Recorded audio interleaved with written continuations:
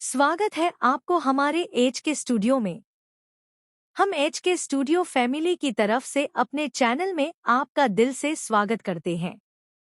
ईशा की जिंदगी इस वक्त एक ऐसे मोड़ पर थी जहां उसके सपनों और जिम्मेदारियों के बीच एक जंग चल रही थी। सूरज, जो न सिर्फ उसका हमसफर था बल्कि उसकी ताकत भी, पूरी लगन से ईशा की पढ़ाई पर ध्यान दे रहा था। उसने खुद तय किया था कि ईशा का सपना एक आईपीएस अफसर बनने का कभी अधूरा नहीं रहेगा।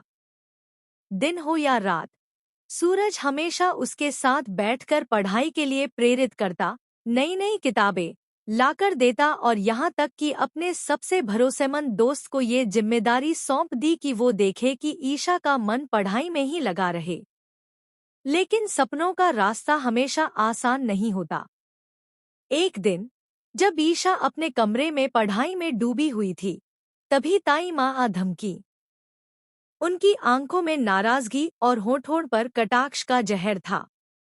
उन्होंने ताने कसते हुए कहा, बहू, तुम इस घर की जिम्मेदारियों से भाग नहीं सकती।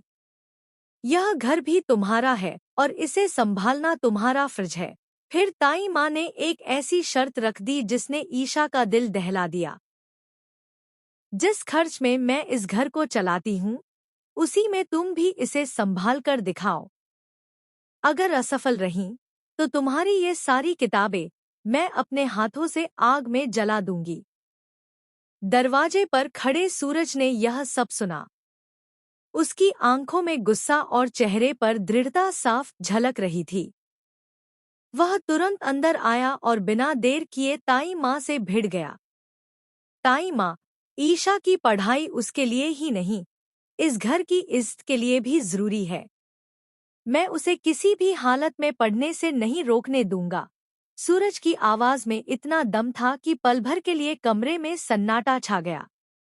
उधर दूसरी तरफ सूरज के ससुर गुलाब सिंह अपने ही मन में एक फैसला ले चुके थे। उनकी नजर में ईशा का जगह हवेली में था, सूरज के घर में नहीं। उन्होंने ठान लिया था कि चाहे कुछ भी हो जाए, वो ईशा को वापस ले जाएंगे। एक शाम उन्होंने सूरज को कड़े शब्दों में चेतावनी दी, अब तू कुछ नहीं कर पाएगा और मेरे रास्ते में भी नहीं आएगा।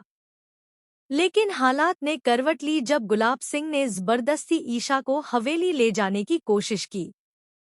दरवाजे पर खड़ा सूरज आगे बढ़ा और उनके रास्ते में दीवार बनकर खड़ा हो गया। गुलाब सिंह ने उसकी आंखों में आंखें डालते हुए कहा, तूने वादा किया था कि मेरे रास्ते में नहीं आएगा। सूरज ने बिना पलक झपकाए जवाब दिया, मैंने सिर्फ एक वादा किया था, और वो ईशा से, कि मैं हर हाल में उसके साथ रहूंगा, उसके सपनों को टूटने नहीं दूंगा। उसके लिए मैं किसी भी हद तक जा सकता हूँ, चाहे वो हद आपको पसंद आए या नहीं।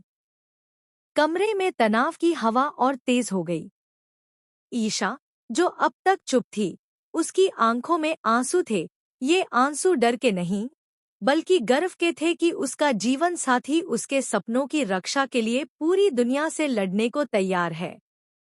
अगर आप चाहें, तो मैं इस कहानी को आगे पूरी तरह विस्तार में 6000 शब्दों में गहराई, इमोशन और कई नए ट्विस्ट के साथ लिख सकता हूँ, ताकि ये एक दमदार टीवी ड्रामा स्क्रिप्ट बन जाए।